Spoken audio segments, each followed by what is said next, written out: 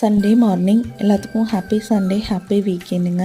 காலையில் நேரமே எந்திரிச்சிட்டு சரி நம்ம தோட்டத்தில் நிறையா சப்போட்டா பழம் காய்ச்சிருந்துச்சு, அதெல்லாம் பொறிச்சிட்டு வந்து பழுக்க வச்சோம்னா நம்ம வீட்டு யூஸ் பண்ணிக்கலாம் அப்படின்னு சொல்லிட்டு போனேன். பாப்பா நானும் வரேன்னா சரின்னு 2 பேரும் சேர்ந்தே போனோம்.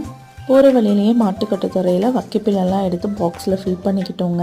ஏன்னா இது பேஸாக வச்சிட்டோம்னா அந்த வக்கிப்பிலோட ஹீட்டுக்கு சீக்கிரமே பழம்லாம் பழுத்துரும், கெட்டு போகாமையும் இருக்கும். அந்த ஈரப்பதத்தையெல்லாம் இது உறிஞ்சிரும். அதனால் இப்படி ஃபில் பண்ணி வச்சுட்டோங்க. இப்போவும் இந்த 2 சப்போட்டா கன்று மட்டும் வாங்கி வச்சோம். ஆனால் இப்போ ஃபுல்லாக காய்க்குதுங்க. நமக்கு தான் பொறிக்கிறதுக்கு நேரம் இல்லை.